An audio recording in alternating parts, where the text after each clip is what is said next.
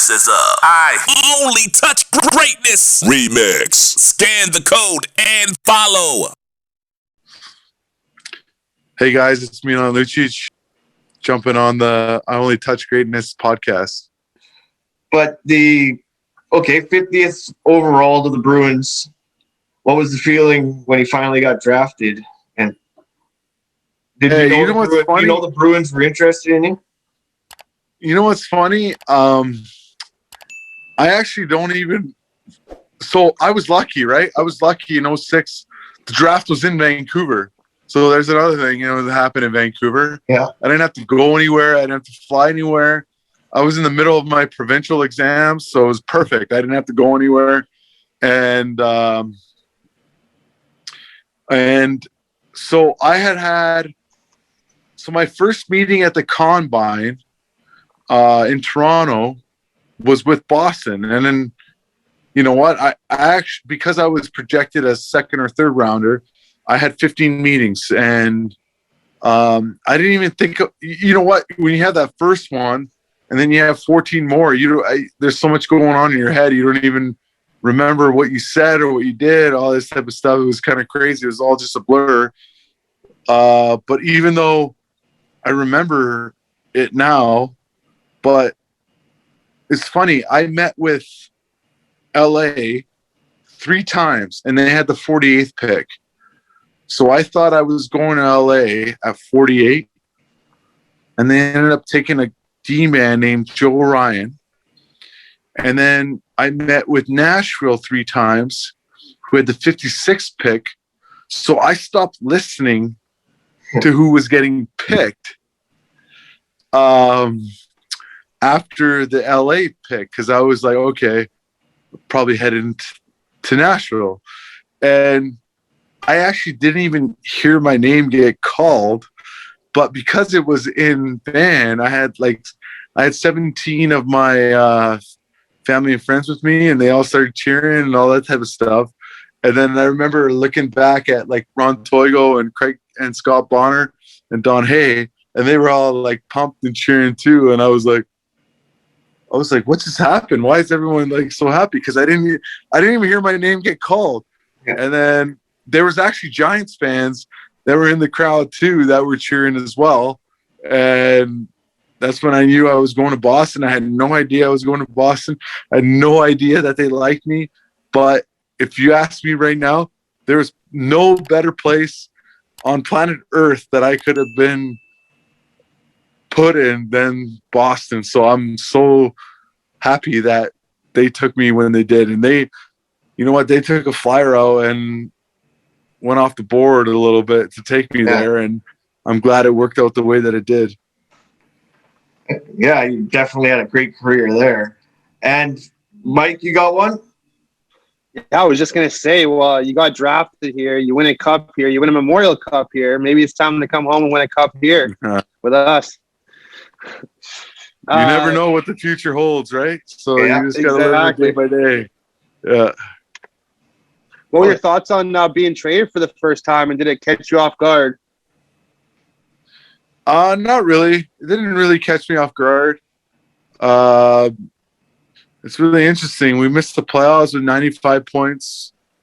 I think we were the highest point total team as far as hitting that much points and not make the playoffs. And then they fired the GM. And I know so the GM, Peter Chiarelli, was the one that drafted and the one that kept me there and signed me a bunch of times. And then he was the one that brought me to Edmonton too. So once they fired him, you know what, I was ready for anything. And then, to be honest, when I remember that morning, there was a tweet sent out by Elliot Friedman that, there's a good chance that Lucic is going to trade you to LA at the draft. And I'm sure you guys, if you guys were in my shoes, okay, if you're going to get traded out of Boston, you're going to LA, you're going, all right, that's pretty, you know what? They just won 2 cups. I'm going to live in LA, I'm going to be living at the beach, all this type of stuff. It's like, that's pretty cool. I'm kind of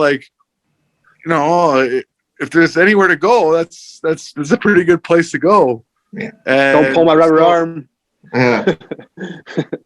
And I wouldn't say I was shocked, but I wasn't mad. I wasn't happy. It was kind of like, but I was mad and I was happy. Like, it was one of those weird type of things where there was so many things going in your mind. It was a Friday, I just finished my workout and I was like, the fuck's going on? I was like, fuck, what the fuck?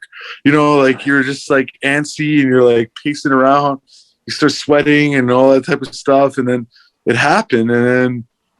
And I was like, okay, if there was like one place that I probably would want to go, it is LA. And I was happy it happened because I had such a good experience that year in LA. So everything happens for a reason, right? Yeah. It is what it is. And you know what? And I spent eight good years in Boston. I gave them my all. I feel like not only did I give them my all, I feel like they gave me their all. The organization gave me their all. The fans, the people, the city, they gave me their all as well. If you ask me, I know I'm a Vancouverite and I grew up in East Vancouver, but I spent from 19 to 27 in Boston. So I was like a Bostonian for all my 20s. And what a place to be a Bostonian, especially from 2007 where, Red Sox World Series. Celtics. Patriots 16-0. Celtics. Yeah. Celtics 08. Celtics back in the finals 2010. We win 11. We're again in the finals 13. Red Sox Super Bowl 12. They lost the Giants again. Red Sox 13. Patriots 15. Like it was so much going on. It was such a great place to be, and what a place to be at where I was at. And honestly, like I said, that's why I wasn't happy. I wasn't mad. I wasn't, there was so many different things going on. And like I said, I just felt like I gave them my all, but also they gave me their all. So it was such a great experience all in all. And then you spent 1 year there in LA, but that was when I wanted you to come to Van. That off season, that's what I was hoping and really hoping that was going to happen. But did anyone from Vancouver reach out to you? Was it even an option? Like, did you ever? I had a full-on meeting with Jim and Trevor Linden and Weisbrod and Francesco and all them, and I had a full-on like 2-3 hour meeting and a dinner with them. And this was, it was heading into the end of the Sedins, and this was before they even drafted Pedersen, and Horvat just played his rookie year. They didn't have Besser yet. They didn't have Quinn Hughes yet. So it was such a wild card to go to Van, and they actually offered me more money than I got in Edmonton. But when someone's telling you you're going to be, a winger with Connor McDavid, how are you going to say no to that, right? Yeah, no shit. You want to ride a coattails with someone. It's probably that guy. Yeah. So that's why I decided to go to Edmonton over Vancouver, just because I felt like I said, the Sedins were on their way out.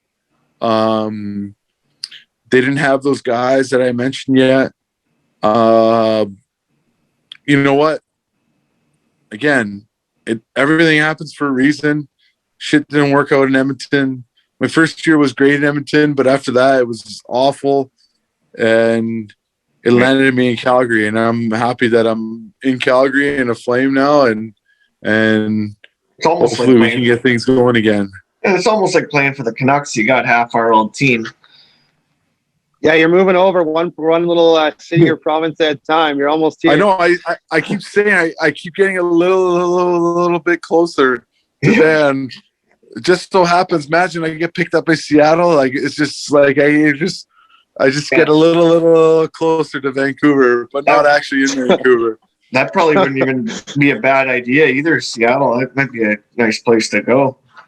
We'll see what happens. I hope I stay in Calgary, but we'll see what happens. Yep.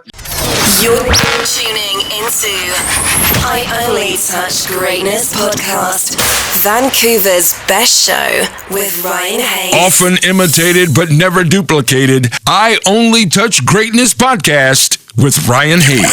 Looking for the most beers on tap, great steaks, great staff? Head over to the John B. The John B. Pub, the best bar in town. Say Hayes sent you.